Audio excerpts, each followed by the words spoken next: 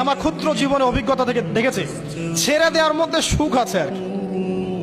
মনে করেন কেউ আপনাকে গালি দিয়েছে, তো আপনি অনেস্ট, আপনি সৎ এবং আপনি কোনো অন্যায় করেন, আপনি মাজলুম, তারপরেও আল্লাহর সন্তুষ্টির জন্য ছেড়ে দিলে, আচ্ছা ছাক কিছু দিচ্ছে বা ওকে কিছু বললাম না, ছেড়ে দিন।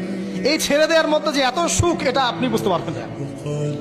এই সুখটা উপলব্ধি করেছেন স্বয়ং রাসূল সাল্লাল্লাহু আলাইহি ওয়াসাল্লাম। মক্কা বিজয় দিন ওই যে বহু মানুষ এসে কি বলেছিল,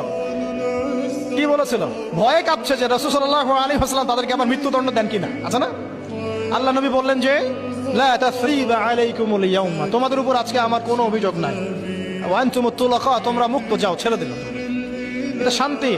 ইউসুফ আলাইহিস সালামের ভাইরা কুয়াতে ফেলে দিয়েছিল না, সেখান থেকে মিশরের বাজারে, সেখান থেকে রাজপ্রাসাদে, সেখান থেকে জেলখানায়, জেলখানা থেকে রাষ্ট্র ক্ষমতায়। কি লাইফ ট্র্যাজেডি, লাইফের ট্র্যাজেডি দেখেছেন? এখন ইউসুফ আলাইহিস সালাম যখন শেষে ভাই থেকে চিনলেন, তিনি কি ভাইদের প্রতি প্রতিশোধ নিয়েছেন? বলেছেন যাও, মাফ করে দিলাম, ছেড়ে। এটাই শান্তি। আল্লাহর জন্য ত্যাগের মহিমার মধ্যে শান্তি আছে। আল্লাহ পাক আমাদেরকে ত্যাগ করার তৌফিক দান। তাই বলে সব জায়গায় আবার ত্যাগ করা যাবে না, এটাও মাথায় রাখতে হবে।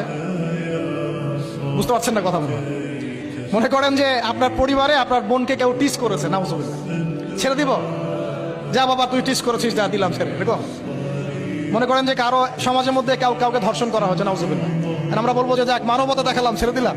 ইসলাম তো মানবতা ধর্ম, যাও ছেড়ে দিলাম, বললে হবে? সব জায়গায় ইসলাম মানবতা শেখায় নাই, কারণ কোন কোন জায়গায় মানবতা না শেখানোটাই ফরজ। একজন চোরের উপর আপনি কি মানবতা দেখাবেন? একজন ধর্ষকের উপর আপনি কি মানবতা দেখাবেন যে আরো ধর্ষণ কর বাবা, যা, উৎসাহ দিবেন? একজন খুনি, আপনি কি তাকে মানবতা দেখাবেন না ফাঁসি দিবেন? তো এই যে কিছু মানুষ এখন বলে ইসলাম মানে শান্তি, আর শান্তি মানে শান্তির সুবাতাস করছে।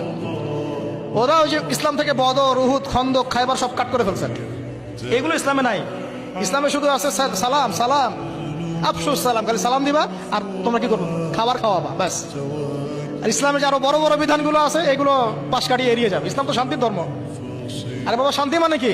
শান্তি মানে আল্লাহর বিধানগুলো মেনে নিয়ে আল্লাহর সামনে আত্মসমর্পণের মধ্য দিয়ে শান্তি অর্জন করা। এই হলো ইসলামের ডেফিনেশন। আল্লাহ পাক আমাদেরকে পূর্ণাঙ্গতা বোঝা তৌফিক দান করুন, আমিন। হ্যাঁ, যেটা বলছিলাম প্রিয় ভাইরা, অন্যের কষ্ট উপলব্ধি করে আমরা সারা বছর অন্যের স্বার্থকে অগ্রাধিকার দিব। যদি আমাদেরকে কেউ কষ্টও দেয়, আল্লাহর ওয়াস্তে মাফ করে দিবেন।